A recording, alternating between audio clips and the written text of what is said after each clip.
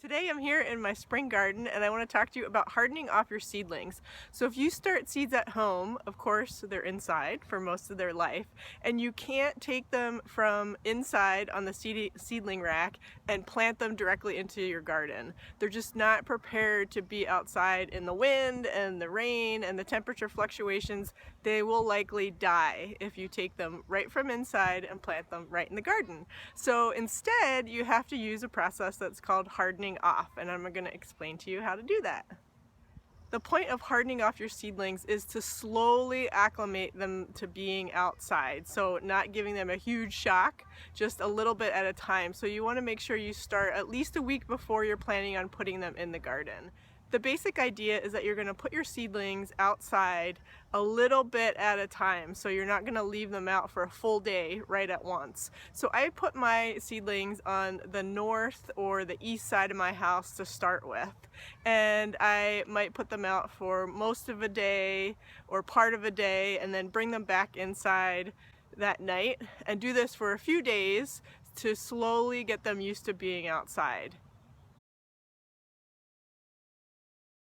You want to work up to leave them outside all day and all night, but it's definitely a gradual process. You want to make sure that you're not putting your seedlings out for the first day when it's really windy or really cold or something that's going to stress them out. You also want to monitor the nighttime temperatures. So if you're getting ready to leave your seedlings out all night long, check the nighttime temperatures. The cold hardy seedlings like onions and brassicas like broccoli and kale and scallions should all be able to stay outside eventually when it gets down near freezing, but you don't want it to be that cold in the first few nights that you leave them out.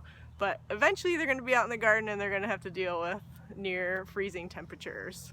Once you're hardening off more hot weather crops like peppers and tomatoes, you really have to make sure that you don't leave them outside on a night where it's going to get near, I would say even below 40, because you want to be really careful that they don't get any frost damage. Once your seedlings are further along in the hardening off process, you want to make sure they're getting a bunch of hours of sun per day.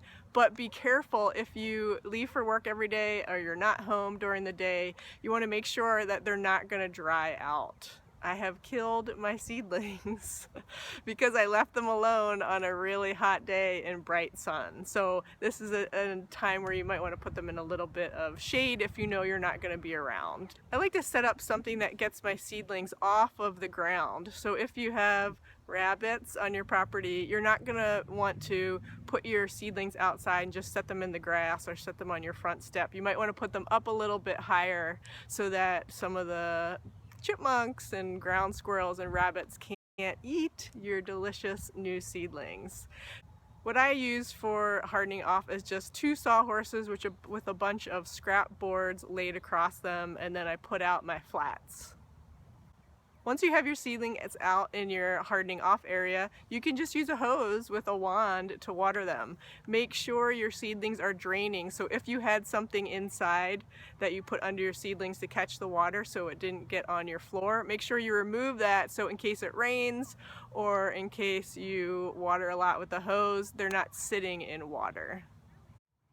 Those are the tips for hardening off your seedlings. Keep it simple and just remember you're slowly acclimating the plants to being outside. You do want them to experience some wind and some rain and some fluctuating temperatures, but just not all at once. You want it to happen slowly as the week goes on, and by the end of the week or 10 days, they're totally prepared to go out into the garden and grow well for you so that you can harvest the delicious food in the coming months.